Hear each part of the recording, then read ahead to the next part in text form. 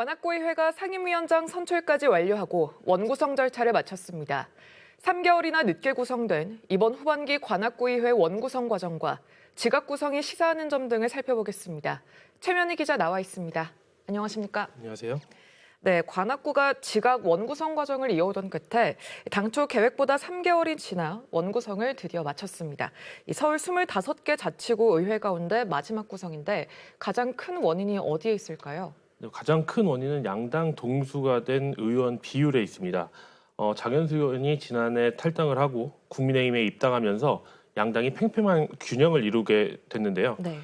이런 가운데 이뤄진 선거는 한쪽이 기권 또는 이탈표만 나오기만 해도 지는 선거 구조로 바뀌어버렸습니다.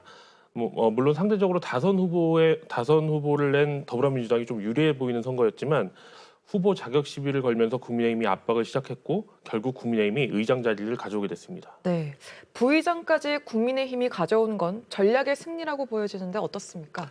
맞습니다.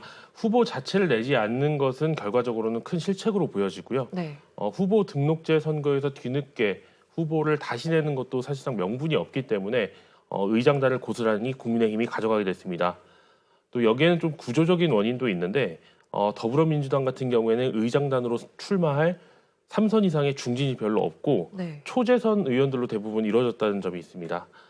물론 초재선이 의장이 되지 말라는 법은 없지만 중진에서 하는 것이 통상적인 관례인 상황에서 의장을 확실히 가져오고 부의장을 넘겨주자는 전략이 결국 더불어민주당의 발목을 잡은 것으로 풀이됩니다. 네, 상임위원장 선출까지 마쳤는데 결과가 어떻게 됐습니까? 운영위원장은 부의장 선거에서 낙선한 국민의힘 장현수 의원이 선출이 됐고요. 도시건설위원장은 같은 당 이동일 의원이 맡았습니다. 또 더불어민주당 목신 행정재경위원장과 보건복지위원장은 각각 주무열 의원과 표태룡 의원이 의사봉을 잡게 됐습니다. 지금 현 시점에 가장 급한 것은 원구성 지연으로 인해서 밀린 추가 경정 예산 심사와 처리인데요.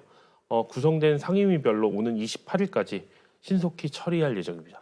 네, 또 이번 원구성 지연으로 관악구의회에 대한 비판이 많았던 걸로 아는데요. 과정에 대해 총평을 하자면 어떻게 하겠습니까? 일단 의원 개개인의 잘잘못을 떠나서 소속된 의원 모두 관악구 주민에게 큰 빚을 졌다고 생각합니다. 의도가 어떻든 간에 주민들에게는 이번 원구성 과정이 일종의 자리다툼으로 보여질 여지가 충분했기 때문인데요.